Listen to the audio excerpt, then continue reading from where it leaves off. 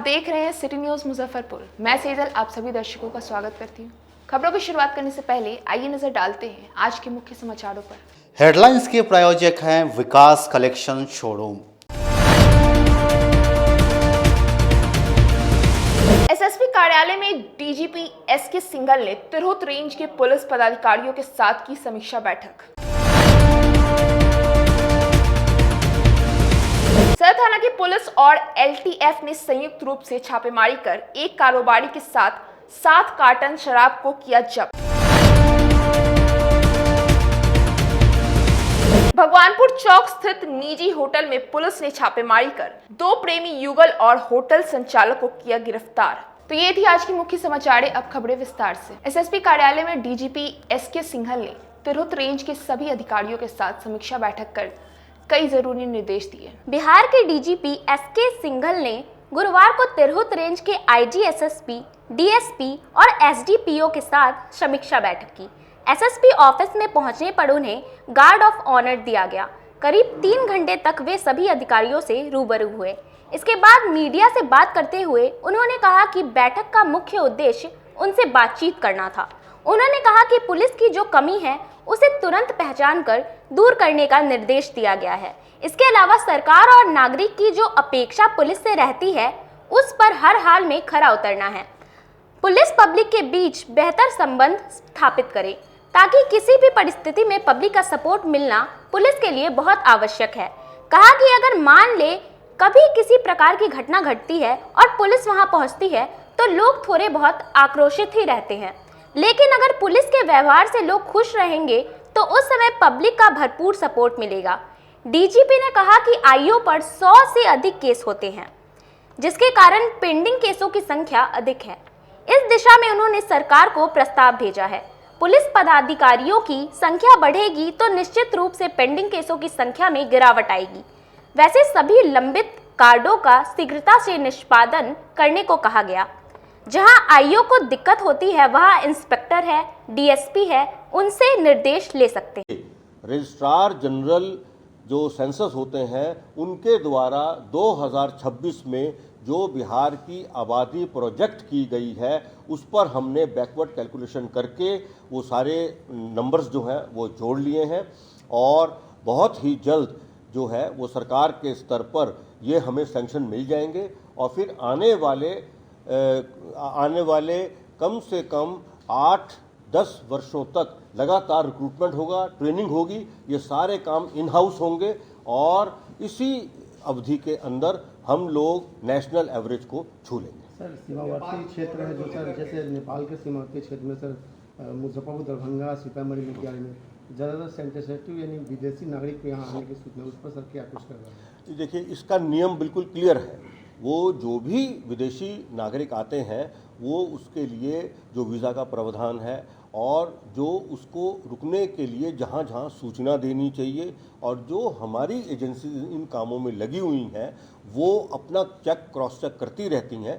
तो इस सब व्यवस्था के रहते हुए मेरे हिसाब से कहीं कोई परेशानी आनी नहीं चाहिए, लेकिन फिर भी अगर कोई छुप छुपाकर आने की कोशिश करेगा या किसी ने पहले भी प्रयास किए होंगे तो उसमें पहले भी लोग पकड़े गए हैं और आगे भी पकड़े जाते रहेंगे। 112 नंबर की गाड़ी ड्राइवर भरोसे चल रहा है नहीं, 112 की जो हमारी मैं बता रहा हूँ, ERSS जो है उसका फेज़ 1 का ये जो प्रोजेक्ट है इसको पूर्ण किया गया है। इसमें हमने अभी 400 गाड़ियाँ जो हैं वो खरीद कर और उनको रेट्रोफिट करके लगाई हैं। इन 400 गाड़ियों में अभी जो कवरेज है वो पटना जिला की पूर्ण है और बाकी सारे जो ज़िले हैं उनके अर्बन एरियाज़ में गाड़ियाँ जो हैं वो लगाई गई हैं। हर गाड़ी में एक ड्राइवर, एक पीटीसी पास या अफसर और 2 जवान। केवल ड्राइवर दिख रहे हैं सर। सदर थाना की पुलिस और एलटीएफ की टीम ने छापेमारी कर एक कारोबारी के साथ 60 कार्टन शराब को जब्त किया। सदर थाना पुलिस और एलटीएफ ने संयुक्त रूप से कार्रवाई कर भारी मात्रा में शराब बरामद कर एक को लिया हिरासत में। की जा रही है पूछताछ। मामला मुजफ्फरपुर जिले के सदर थाना क्षेत्र का है, जहां क्यूआरटी और सदर एलटीएफ की कार्रवाई में भारी मात्रा में शराब बरामद किया गया है। 60 कार्टून के आसपास विदेशी शराब बरामद की गई है। इसी क्रम में जिले के सदर थाना अध्यक्ष सत्येंद्र कुमार मिश्रा और क्यूआरटी के मनोज देव को गुप्त सूचना प्राप्त हुई कि थाना क्षेत्र के मुरगई याचक में कुछ अवैध रूप शराब कारोबारियों के द्वारा भारी मात्रा में विदेशी शराब का भंडारण किया गया है, जहां से पुलिस को भारी मात्रा में विदेशी शराब की खेप को जब्त करने में सफलता प्राप्त हुई। साथ ही टीम ने छापेमारी के दौरान एक कारोबारी को धर दबोचा। पूरे मामले की जानकारी देते हुए सदर थाना अध्यक्ष सत्येंद्र कुमार मिश्रा ने बताया कि गुप्त सूचना प्राप्त हुई कि सदर थाना क्षेत्र के मुरगई याचक में कुछ अवैध रूप शराब कारोबारियों के द्वारा विदेशी शराब का अवैध भंडारण किया गया है।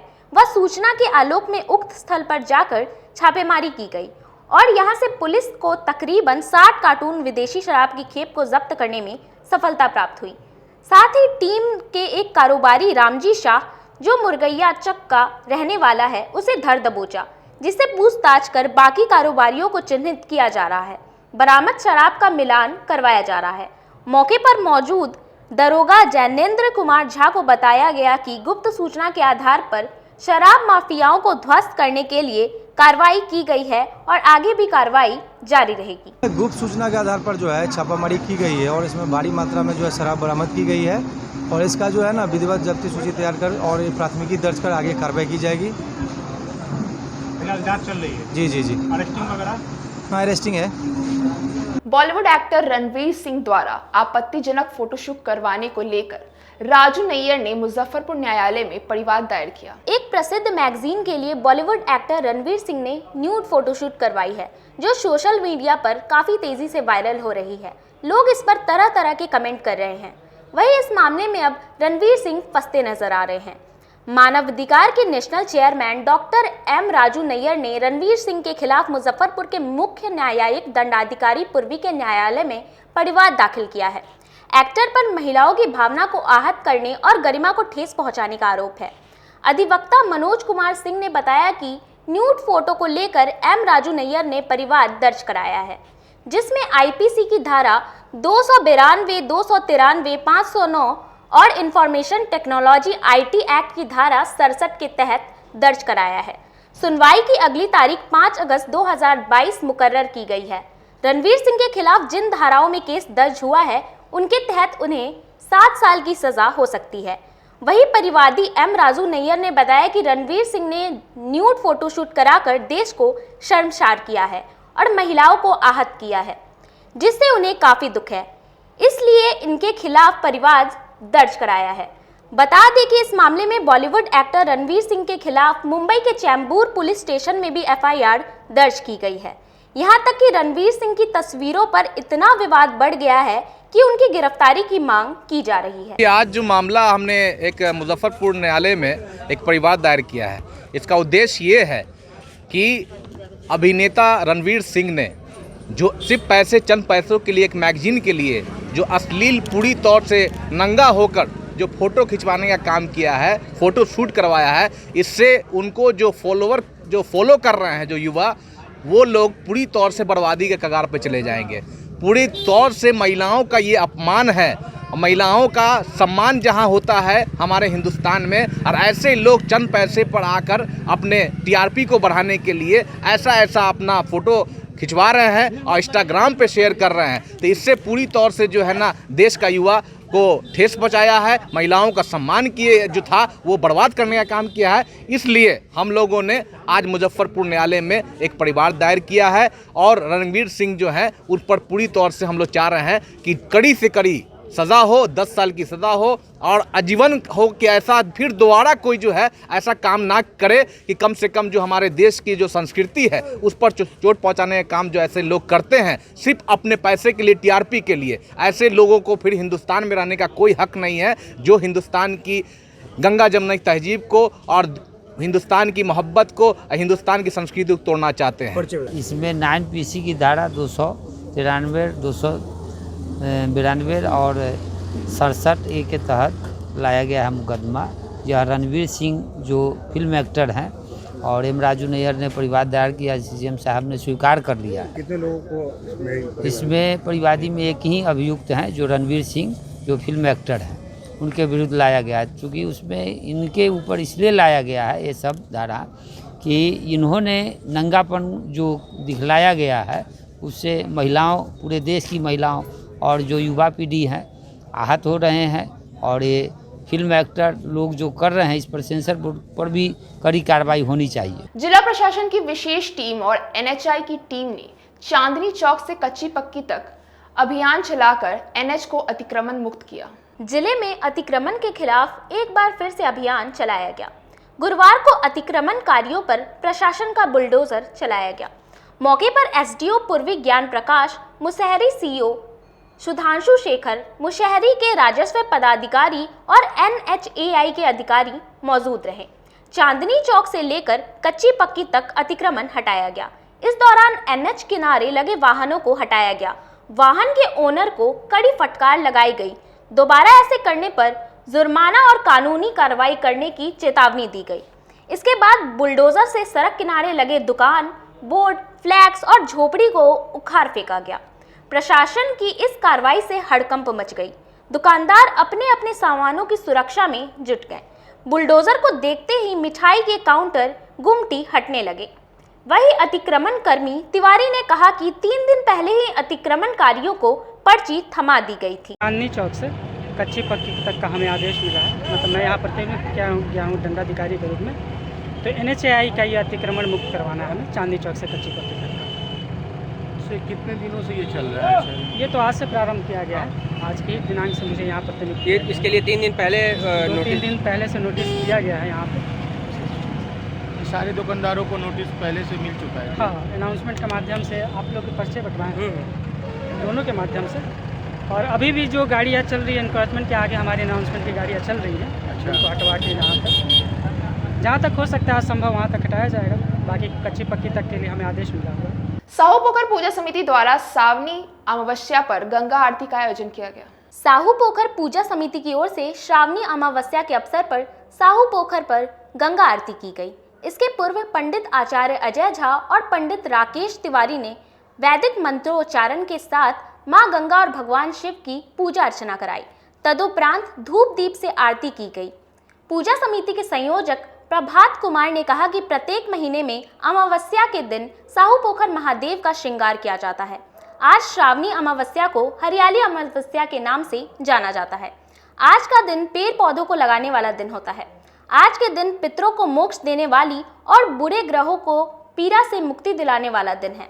12 ज्योतिर्लिंग में से एक सोमनाथ ज्योतिर्लिंग का आज रूप भगवान महादेव को दिया गया। हर महीने साहू पोखर पर अमावस्या तिथि के दिन साहू पोखर महादेव का महाश्रृंगार किया जाता है। और आज का दिन आज हरियाली अमावस्या है। सावन का जो अमावस्या होता है वो हरियाली अमावस्या होता है। वो पेड़ पौधे लगाने का दिन होता है। वो पितरों के सुखी करने का दिन होता है, जिसे लेकर आज साहू पोखर महादेव पे साहू पोखर पूजा समिति की ओर से 12 ज्योतिर्लिंगों में से एक प्रथम ज्योतिर्लिंग सौराष्ट्र सोमनाथ का स्वरूप आज महादेव को दिया गया। और महादेव से कामना किया गया कि वे अपना जगत पे अपना कृपा बरसाए रखे, अपना आशीर्वाद बनाए रखे। मनियारी थाना क्षेत्र के महंत मनियारी गांव में एक परिवार 5 महीनों से अपने ही घर में कैदी की जीवन जीने पर मजबूर है। राजस्व एवं भूमि सुधार विभाग मंत्रालय की लापरवाही से पिछले 5 महीने से एक परिवार अपने ही घर में कैदी की जिंदगी जीने को विवश है। दरअसल यह मामला मनियारी थाना क्षेत्र के महंत मनियारी गांव का है। गांव के रहने वाले नसीम अंसारी और जायदा खातून ने बड़े ही अरमानों के साथ अपना आशियाना बनाया था। पान की दुकान चलाकर नसीम ने अपने 4 बच्चों को पढ़ाया लिखाया और एक छोटी सी जमीन के टुकड़े पर अपना आशियाना बनाया। नसीम के परिवार का हंसी खुशी से रहना उनके पड़ोसियों को अच्छा नहीं लगा और उनके घर के चारों ओर 15 फीट ऊंची दीवार खड़ी कर दी। अब पीड़ित परिवार को अपने ही घर से बाहर निकलने के लिए सीढ़ी का सहारा लेना पड़ रहा है और उस 4 दीवारी के अंदर पिछले 5 महीने से कैद है। अब परिवार की जरूरतों का सामान खरीदने के लिए बेटे अपने घर से सीढ़ी के सहारे किसी तरह से निकलकर उस 4 दीवारी को फांद और कूद कर निकल जाते हैं, पर इसके लिए भी उनको पड़ोसियों से गाली गलौज सुनना पड़ता है। पर इनके बीमार माता पिता उस 15 फीट की 4 दीवारी के अंदर पिछले 5 महीने से कैद है। पीड़ित परिवार के मोहम्मद नईम बताते हैं कि हमारा पूरा परिवार 2 महीने से बिल्कुल कैद हो चुका है। हमारे पड़ोसी लगभग 20 फीट ऊंची दीवार बना दिए हैं, जिस कारण हमारा रास्ता बंद हो गया है। हमारे पैरालाइज्ड पिता और बूढ़ी माँ घर में कैद है। स्थिति यह है कि हम अपने पिताजी को गोद में उठाकर भी इलाज के लिए नहीं ले जा सकते हैं।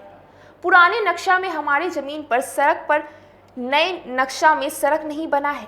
सरकारी अभिलेख की गलती के कारण पुराने नक्शे में उनके जमीन तक एक रास्ता गुजरता था जो 2 ग्रामीण सड़कों को आपस में जोड़ रहा था। नए नक्शे ने उस रास्ते का कोई जिक्र नहीं किया है। रास्ते की जमीन 2 पड़ोसियों की निजी जमीन में आधा आधा जोड़ दिया गया है। अब पीड़ित का परिवार सरकार द्वारा किए गए उस गलती का खामियाजा भुगत रहा है। मामला न्यायालय में गया हुआ है। इसके बीच पड़ोसियों ने जमीन पर कब्जा के ख्याल से बाउंड्री कर दिया है।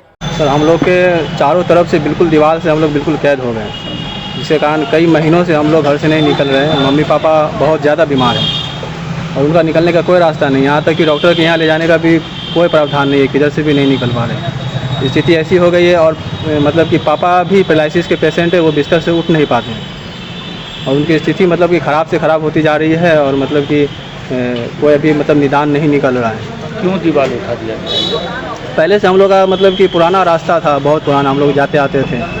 तो इधर मतलब कि 5-6 महीने से ना दबंगई तरीके से पूरा रास्ता को एकदम क्लोज कर दिया गया है। हम लोग बहुत मतलब कि गिरगिरा वो किए, बहुत मतलब दौड़ बड़ा किए, लेकिन कहीं से भी कोई रिपोर्ट वो नहीं हुआ। हम लोग का स्थिति मतलब कि पूरा पैक होता चला गया है। कितने दिनों से ये स्थिति? जी कितने दिनों से ये स्थिति? सर ये लमसम 2 महीना से बिल्कुल हम लोग बिल्कुल पैक हो गए हैं। प्रशासनिक स्तर पर कहीं? प्रशासनिक स्तर पे भी मतलब कि खुल के मदद नहीं हो रही है। तो अब आगे क्या कीजिएगा? सर हम लोग को मतलब कि किसी तरह बाहर निकलने का रास्ता खुलवाया जाए। सर हम लोग बहुत ज़्यादा परेशान, यहाँ तक कि सर अंचलाधिकारी का भी रिपोर्ट SDO साहब के यहाँ पे चला गया है और मतलब कि वहाँ से भी मतलब कि हम लोग का SDO पश्चिमी में केस चल रहा है, तो वहाँ से भी मतलब तारीख पे तारीख होता जा रहा है, मतलब हर डेट बढ़ता जा रहा है। तो वहाँ से भी न्याय मिलने का बहुत ज़्यादा उम्मीद मतलब बहुत लेट लग रहा है और जल्दी से काम नहीं हो रहा है। नाम क्या हुआ? मोहम्मद नहीं। स्मार्ट सिटी योजना के तहत बैरिया गोलंबर से सड़क निर्माण का कार्य शुरू हो गया है। स्मार्ट सिटी योजना के तहत बैरिया गोलंबर से लक्ष्मी चौक तक सड़क बनाने का काम शुरू कर दिया गया है। बारिश की वजह से इस टारगेट को पूरा करने में कुछ समय बढ़ सकता है। 42 करोड़ की लागत से खोखार इंफ्रास्ट्रक्चर प्राइवेट लिमिटेड को बैरिया गोलंबर से लक्ष्मी चौक बड़मपुरा होते हुए स्टेशन तक सड़क नाला बनाने का काम मिला है। अभी जगह जगह नाला बनाने का काम चल रहा है। पिछले सप्ताह निर्माण एजेंसी द्वारा मटेरियल गिराया गया। बैरिया से काम की शुरुआत की गई है। सबसे पहले रोड के एक तरफ नाला और पक्की सड़क के बीच स्टोन बिछाने का काम होगा। एक तरफ काम पूरा करने के बाद दूसरी तरफ सड़क बनेगी। ड्रेनेज कंप्लीट हो गया है, उसका वाइडनिंग कर रहे हैं। पहले एक साइड वाइडनिंग कंप्लीट कर देंगे, उसके बाद दूसरे साइड का वाइडनिंग चालू करेंगे। और कहाँ से कहाँ तक करना है? अभी जैसे ड्रेनेज हमारा बैरिया से लक्ष्मी तक कंप्लीट हो चुका है, बोथ साइड, दोनों साइड में। अभी पहले हम लोग इस साइड को लेकर चल रहे हैं जो यहाँ मौके पे हो रहा है, राइट हैंड साइड का। कैसे काम होगा इसमें? जैसे अभी GSB डला हुआ है, आप देखे भी हैं, और इसके ऊपर ड्राई कंक्रीट है, उसके ऊपर PQC है। तो GSB डाल के हमारा रोलर ये रहा, रोलिंग कर दिए हैं। इसके ऊपर ड्राई कंक्रीट होगा, उसके ऊपर फिर रोलिंग होगा। लगभग कितना समय लगेगा? लक्ष्मी चौक से बैरिया तक हम लोग 20 से 25 दिन में कंप्लीट कर लेंगे। फिर नेक्स्ट लेंगे, जहाँ हमारा ड्रेनेज कंप्लीट है उसको हम साफ कंटिन्यू करेंगे ही, मतलब उसको बंद नहीं करेंगे। सर में और भी योजनाएं चल रही हैं? नहीं, हमारा तो सर बस यही रोड और ड्रेनेज है। अब वक्त हो चला एक छोटे से ब्रेक का। बने रहिए हमारे साथ सिटी न्यूज़ मुजफ्फरपुर। कहते हैं कि मंजिल उन्हीं को मिलती है जिनके सपनों में जान होती है। पंखों से कुछ नहीं होता, हौसलों से उड़ान होती है। तो अगर आप में भी है जज्बा कुछ कर दिखाने का, अगर आपके अंदर भी है एक जीनियस, अगर आप भी छूना चाहते हैं आसमान की ऊंचाइयों को, क्रैक करना चाहते हैं IIT JEE, AIIMS, NEET, NTSC, KVPY या फिर ओलंपियाड, तो आपके हौसलों को उड़ान देने के लिए है जीनियस क्लासेस। जी हाँ, सही सुना आपने, genius classes for IIT JEE, AIIMS, NEET, NTSC, KVPY, olympiad, for 8th, 9th, 10th, 11th, 12th and target अपने बेहतरीन सक्सेस रिकॉर्ड के साथ सफलता की नई ऊंचाइयां गढ़ रहा है। Genius classes. तो my dear students, 8th, 9th, 10th, 11th, 12th and target के लिए नए बैचेस शुरू होने वाले हैं जीनियस क्लासेस में, जहां है separate hostel for boys and girls. जल्दी से पता नोट करें। Genius classes, study centre, Pankaj market, Saraiyaganj, Muzaffarpur. अधिक जानकारी के लिए कॉल करें 7635091378 या फिर 7635091387 या फिर आप कॉल कर सकते हैं 7635091396 या 9006911690 पर या फिर 9128482268। Genius Classes. For more information, visit our website www.geniusclasses.in or email us on info@geniusclasses.in. Registrations are open and new batches are starting soon. Rush to Genius Classes, Study Center, Pankaj Market, Saraiyaganj, Muzaffarpur. अपने सपनों की आशिया को दे एक नई पहचान माँ Bhavani decor private limited के साथ, जो है ऑथराइज्ड डिस्ट्रीब्यूटर ऑफ कजारिया। देश की मिट्टी से बनी टाइल से देश को बनाते हैं। और जहां मिलती है सभी प्रकार के Indian and imported granite, marble, sanitary एवं कोटा स्टोन का अनोखा एवं आकर्षक संग्रह। माँ भवानी डेकोर प्राइवेट लिमिटेड मतलब a complete floor solutions. New 0 mile Dadar road, Muzaffarpur. Call 9934753111। आपका भरपूर प्यार और साथ मिलने के कारण ग्राहकों की सुविधा को देखते हुए नीलकमल का फैक्ट्री आउटलेट का दूसरा ब्रांच अखाड़ा घाट रोड KFC के सामने खुल गया है, जिसमें ग्राहकों को सभी प्रोडक्ट पर विशेष छूट दी जा रही है। वहीं नीलकमल का पहला branch Mithanpura Narayanpur road Vaishali management के सामने है, जो कि लगातार ग्राहकों की सेवा करता आ रहा है। उत्तर बिहार का पहला एक्सक्लूसिव शोरूम है, जहां ऑफिस फर्नीचर और होम फर्नीचर की सभी रेंज उपलब्ध है, तो एक बार सेवा करने का मौका जरूर दें। पहला ब्रांच मिठनपुरा नारायणपुर रोड और दूसरा ब्रांच अखाड़ा घाट रोड। हमारा मोबाइल नंबर है 9334900888 और 7004320580। नीलकमल का एक्सक्लूसिव शोरूम जो पहले से मिठनपुरा नारायणपुर रोड में अपोजिट वैशाली रूरल मैनेजमेंट में चला आ रहा है, वहाँ पे हमें आप लोगों का बहुत सारा प्यार मिला और इसीलिए हम लोगों ने अपना दूसरा ब्रांच सार्थक सेल्स एंड मार्केटिंग के जॉइंट वेंचर से अखाड़ा घाट रोड में KFC के सामने कृष्णा टॉकीज के बगल में सुविधा कॉम्प्लेक्स में हम लोगों ने खोला है, जो कि कंपनी का फैक्ट्री आउटलेट है, जहां नीलकमल के विस्तृत रेंज आपको 40% तक के डिस्काउंट पे मिलेंगे और मैट्रेस का भी एक विस्तृत रेंज है। और आप लोगों से निवेदन है कि एक बार आप पधारें और इस दुकान की जो सबसे अच्छी विशेषता है कि उधार चालू है, तो HDFC और बजाज के माध्यम से आपको फिनांस की भी सुविधा है। आप अपने घरों को फिर से बहुत अच्छे से सजा सकते हैं। ST International School. If you want to give your child a strong foundation, the school of your dream. Play to 10th based on CBSE curriculum. हमारे यहाँ अनुभवी एवं प्रशिक्षित शिक्षकों द्वारा बच्चों के देखभाल के साथ स्मार्ट क्लास द्वारा शिक्षण की सुविधा है। कक्षा 1 से 10 तक कंप्यूटर की मुफ्त शिक्षा के अलावे छात्र एवं छात्राओं के संगीत तथा नृत्य की शिक्षा की भी व्यवस्था है। पूरा स्कूल CCTV कैमरे से लैस है। स्कूल में बच्चों का नामांकन फ्री किया गया है। हमारे यहाँ अपने बच्चों के उज्जवल भविष्य के लिए जरूर पधारें। हमारा पता है बांध road, Shekhpur, Akhara Ghat, Muzaffarpur. Our contact number is 8757652616 and 9955132616। हमारे स्कूल का कुछ मेन फीचर्स है, जैसे बच्चों की देखभाल करना। हमारे यहाँ पुस्तकालय वगैरह की पूरी अच्छे तरीके से व्यवस्था है।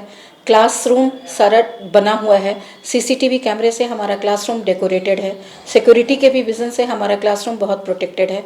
हमारे यहाँ जो भी शिक्षक शिक्षिकाएं आई हैं पढ़ाने के लिए, वो काफ़ी वेल एडुकेटेड हैं और वेल वर्स्ड भी हैं। हमारा विद्यालय भी चारों तरफ से बना हुआ है। हमारे यहाँ लैब बहुत अच्छे से बना हुआ है। कंप्यूटर की फ्री शिक्षा हम इस बार इसको दे रहे हैं। हमारे यहाँ नामांकन प्रारंभ है। फैशन की दुनिया में कदम से कदम मिलाकर चलना चाहते हैं, वो भी कम बजट में, तो एक बार जरूर जाएं मोतीझील पूजा बाजार स्थित विकास कलेक्शन शोरूम में। यहाँ रेमन, पार्क, यूएस पोलो, मुफ्ती शर्ट, ब्लैकबेरी के एक्सक्लूसिव रेंज उपलब्ध हैं। इसके अलावा सियाराम के कोट पैंट, ब्लेजर और शेरवानी भी उपलब्ध है। सभी ब्रांड में एक पीस के खरीद पर 20% तथा 2 पीस के खरीद पर 30% की विशेष छूट दी गई है। तो हमारे यहाँ एक बार अवश्य पधारे। हमारा पता है विकास कलेक्शन, बीबी कॉलेज स्कूल के अपोजिट पूजा बाजार, मोतीझील। हमारा संपर्क नंबर है 9835104722। हाँ, पहले आप लोग का नमस्कार। मेरे यहाँ विकास गारमेंट जो पूजा मार्केट मोतीझील में है, लगन के शुभ अवसर के लिए कोट पैंट, ब्लेजर, विंटर के जैकेट, स्वेटर, मतलब सब चीज़ें, शेरवानी, अंडर गारमेंट, सारे चीज सब ब्रांड में, टी शर्ट भी सब वो है, और राउंड में टी शर्ट है, गोल गला में टी शर्ट है, सभी तरह का ब्रांड है। और सबसे अच्छा ये है कि हम कर देते रहते हैं। अभी मोस्टली ब्रेक के बाद एक बार फिर आप सभी दर्शकों का स्वागत है। अब बढ़ते हैं आगे की खबरों की ओर। सदर थाना की पुलिस ने भगवानपुर चौक स्थित निजी होटल में छापेमारी कर 2 प्रेमी युगल के साथ होटल संचालक को गिरफ्तार किया। सदर थाना क्षेत्र के भगवानपुर स्थित एक निजी होटल में मिली एक गुप्त सूचना के आधार पर पुलिस ने देह व्यापार के मामले में रेड किया है। कई लोगों को भी हिरासत में लिया गया है और पूछताछ की जा रही है।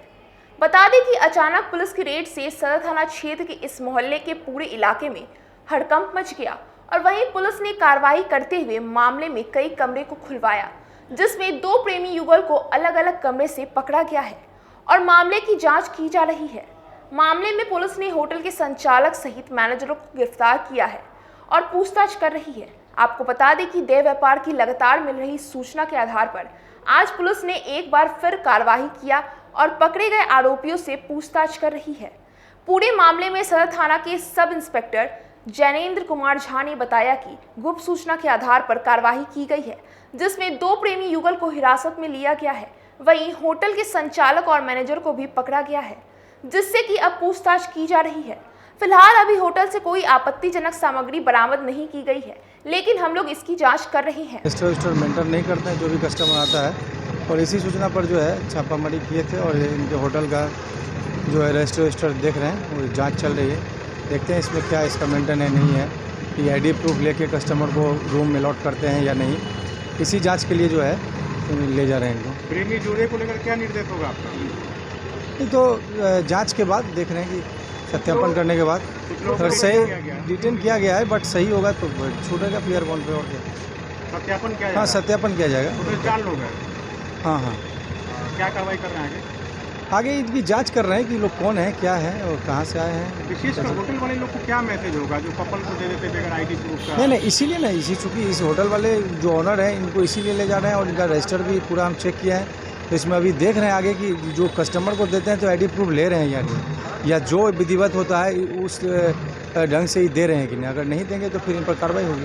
भाकपा माले जिला कार्यालय में कॉमरेड चारू मजूमदार के 50वें शहादत दिवस पर कन्वेंशन का आयोजन किया गया। भाकपा माले के संस्थापक और प्रथम महासचिव कॉमरेड चारू मजूमदार की 50वीं शहादत दिवस पर गुरुवार को हरिसभा चौक स्थित माले जिला कार्यालय पर नगर स्तरीय कार्यकर्ता कन्वेंशन का आयोजन किया गया। कन्वेंशन की शुरुआत कॉमरेड चारू मजूमदार के चित्र पर पुष्प अर्पित व उनको श्रद्धांजलि देकर किया गया। इस अवसर पर माले जिला सचिव कृष्ण मोहन ने कहा कि हमें कॉमरेड चारू मजूमदार की शहादत के उद्देश्य पर चलते हुए एक नई क्रांति की ओर बढ़ना है। मोदी सरकार ने लोगों का जीना मुश्किल कर दिया है। गैस सिलेंडर का दाम 1150 रुपए से ऊपर पहुंच गया। किताबों पर भी जीएसटी लगा दिया है। ऐसे तमाम जन विरोधी बढ़ती महंगाई, बेरोजगारी, बुलडोजर राज के खिलाफ महागठबंधन की ओर से 7 अगस्त को जिलाधिकारी के समक्ष राज्य स्तरीय स्तर पर 1 दिवसीय धरना प्रदर्शन किया जाएगा। उन्होंने आगे कहा कि जन विरोधी नीतीश मोदी सरकार के खिलाफ जिलाधिकारी के समक्ष ऐतिहासिक धरना प्रदर्शन होगा। इस मौके पर पार्टी नगर कमेटी सदस्य विजेंद्र चौधरी, शारदा देवी, असलम रहमानी, एहताशाम रहमानी, विजय गुप्ता, विनय वर्मा, राजेश कुमार, प्रमिला देवी, मयंक मोहन, नीरज कुमार, सफीकुर रहमान आदि मौजूद थे। संस्थापक महासचिव और नक्सलबारी के प्रणेता कॉमरेड चारू मजूमदार का 50वां शहादत दिवस है और हम लोग यहाँ जुटे हैं। पूरे देश में पार्टी कम्युनिस्ट क्रांतिकारियों, मजदूरों, किसानों, छात्र, नौजवानों की ओर से आज एक 4 मीनार का शहादत दिवस मनाया जा रहा है। और जो इस नक्सलवादी का जो आंदोलन हुआ था, वो नक्सलवादी का आंदोलन कैसे पूरे देश में एक क्रांतिकारी कम्युनिस्ट आंदोलन वो जो है कि पूरे देश में फैला, और कैसे मज़दूरों का आंदोलन, किसानों का आंदोलन, छात्र नौजवानों का आंदोलन पूरे देश में जो है कि हुआ, इसको हम लोग याद कर रहे हैं।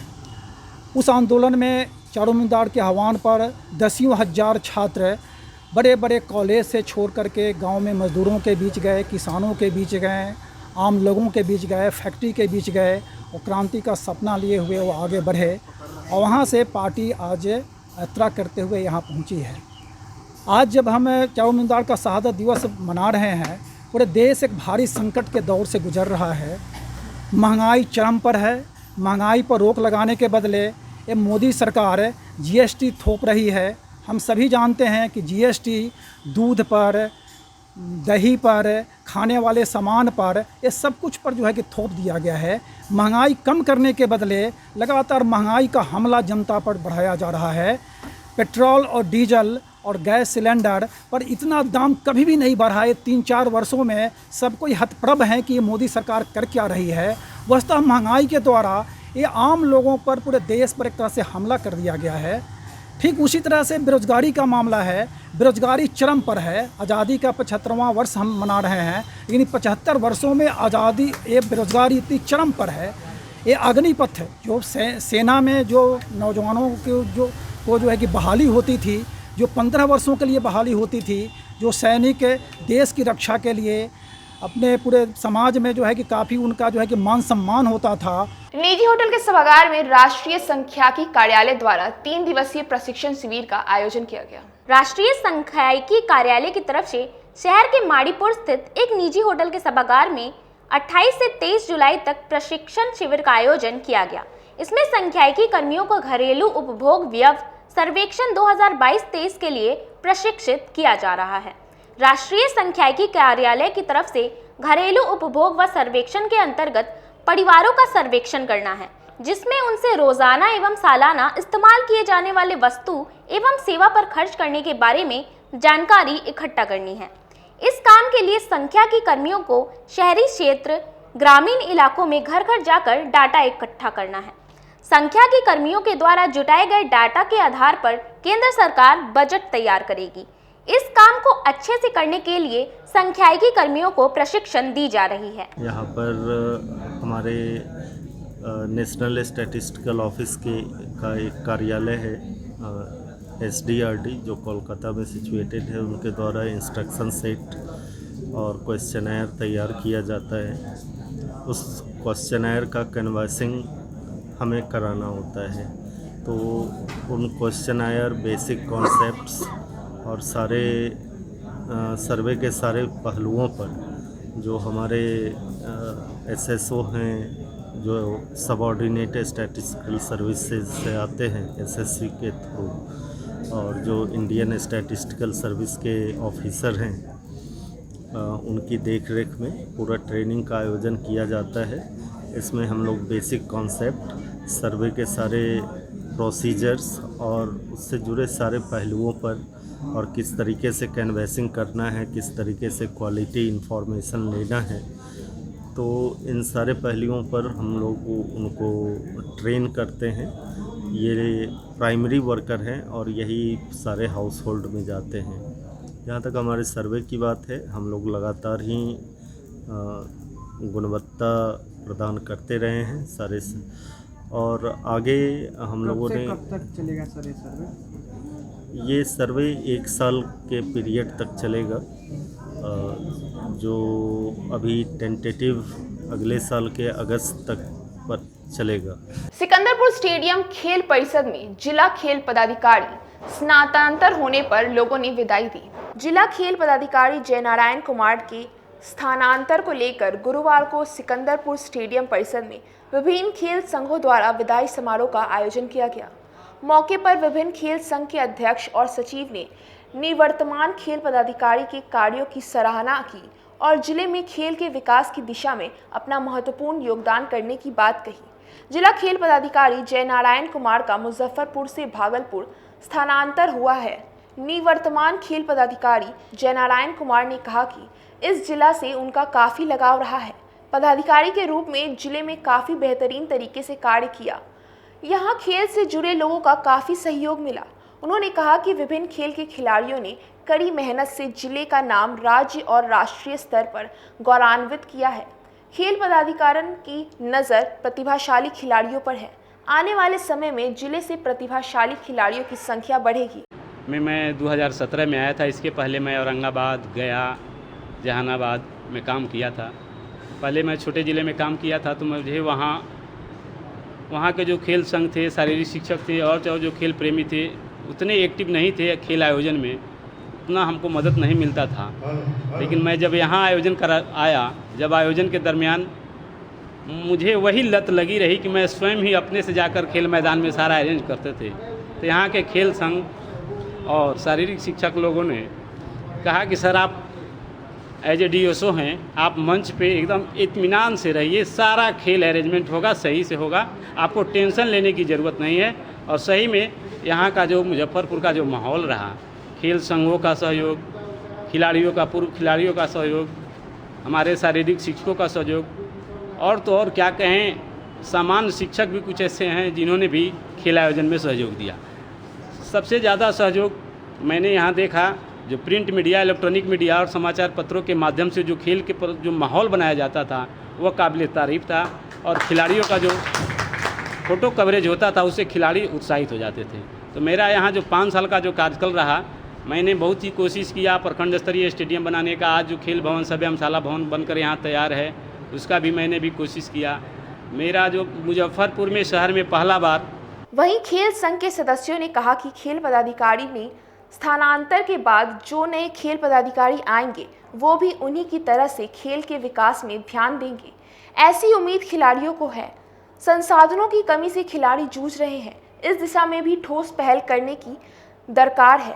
मौके पर विभिन्न खेल संघ के अध्यक्ष, सचिव और खिलाड़ियों ने बुके देकर, माला पहनाकर, शॉल उठाकर और मोमेंटो प्रदान कर जिला खेल पदाधिकारी जयनारायण कुमार को विदाई दी। विदाई समारोह है जिला खेल पदाधिकारी का, तो इनके विदाई समारोह में हम लोग यहाँ उपस्थित हैं और इन्होंने अपने कार्यकाल में मुजफ्फरपुर में खेल के आयोजन जिला स्तरीय या राज्य स्तरीय जो भी हो, उसका जो जितना सफल और रंगारंग आयोजन किया, उसके लिए बहुत ही इनको धन्यवाद। और मुजफ्फरपुर के खेल संघों के साथ इनका जो समन्वय रहा और बहुत ही अच्छा समन्वय रहा और उसी समन्वय के चलते यहाँ खेल में काफ़ी अच्छे आयोजन हुए। इसके लिए हम लोग बहुत ही इनके आभारी हैं और ये जहाँ भी रहें इनके उज्जवल भविष्य की कामना करते हैं। BSNL प्रधान कार्यालय परिसर में BSNL कर्मचारियों ने काला पट्टी लगाकर सरकार के खिलाफ प्रदर्शन किया। अपनी विभिन्न मांगों के समर्थन में गुरुवार को कंपनी बाग स्थित भारत संचार निगम लिमिटेड के महाप्रबंधक कार्यालय परिसर में BSNL के सभी संगठन के सदस्यों ने काला पट्टी लगाकर जमकर प्रदर्शन किया है। वहीं प्रदर्शन का नेतृत्व कर रहे जिला सचिव नंदकिशोर सिंह ने कहा, भारत सरकार और BSNL प्रबंधन राष्ट्रीय मुद्रीकरण पाइपलाइन के तहत BSNL के 14,917 मोबाइल टावरों को निजी को सौंपने के लिए तेजी से आगे बढ़ रही है। सरकार के फैसले को लागू करने के लिए CMD BSNL तेजी से कार्यवाही कर रही है। बजट में सरकार ने स्पष्ट रूप से कहा है कि BSNL के मोबाइल टावर और ऑप्टिक फाइबर को निजी को सौंपकर वह 40,000 करोड़ रुपए कमाएगी। यदि BSNL ने टावर और OFC को राष्ट्रीय मुद्रीकरण पाइपलाइन के तहत निजी को सौंप दिया जाता है तो उसके बाद BSNL को अपने टावरों और OFC का उपयोग करने के लिए निजी को किराया का भुगतान करना होगा। स्तर पर आयुब के तहत आज हम अपने SSA में काला बिल्ला लगा रहे हैं और डिमोस्ट्रेशन कर रहे हैं। हम लोगों की मुख्य मांगे हैं, जो BSNL को जिस तरह सरकार बेच रही है, जिस तरह सौतेला व्यवहार BSNL के प्रति कर रही है, उसके विरोध में आज हम लोग इकट्ठित हुए हैं। अब प्राइवेट कंपनियों को 5G स्पेक्ट्रम मिल गया, अभी तक हम लोग अभी 3G पर चल रहे हैं। हम लोग को अभी तक 4G स्पेक्ट्रम तक भी नहीं मिला। सरकार से शुरू से हमारी मांग रही है, जो अगर प्राइवेट कंपनी को आप बाज़ार में लाए हैं कि इसके स्पर्धा में BSNL को भी उतनी ताकत दी जाए, उतना स्पेक्ट्रम दिया जाए और क्षमता दिया जाए, जो सरकारी कंपनी भी प्राइवेट कंपनी के साथ कदम से कदम मिलाकर चले। लेकिन सरकार की गलत नीति, कॉर्पोरेट की गलत नीति, अपने अदानी अंबानी मित्रों के साथ उनका क्या समझौता है, उसके तहत खाद्य निगम कार्यालय परिसर के बाहर डाटा एंट्री ऑपरेटरों का धरना दूसरे दिन भी जारी रहा। बिहार राज्य खाद्य निगम कार्यालय में कार्यरत डाटा एंट्री ऑपरेटरों ने आज कार्यालय के बाहर धरना देकर CRO को निलंबित करने की DM से मांग की है। डाटा ऑपरेटर TPDDL गोदामों में 4G identity solution private limited के द्वारा कार्यरत है। डाटा ऑपरेटर का आरोप है कि CRO रंजन कुमार सिंह डाटा ऑपरेटरों को परेशान करते हैं। ट्रांसफर के नाम पर 50,000 रुपए की राशि मांग की जाती है। अवैध राशि नहीं देने पर कर्मियों को निलंबित कर दिया जाता है। हाल में ही डाटा ऑपरेटर को अवैध राशि नहीं देने के लिए निलंबित कर दिया गया। हम लोगों की मांग है कि CRO पर कानूनी कार्रवाई करते हुए निलंबित किया जाए। डाटा ऑपरेटर ने बताया कि परियोजना प्रबंधन को प्रत्येक माह तय राशि देने के लिए परेशान किया जाता है। राशि नहीं देने पर ID पासवर्ड दूसरे व्यक्ति को उपलब्ध कराकर गड़बड़ी कराने की धमकी दी जाती है।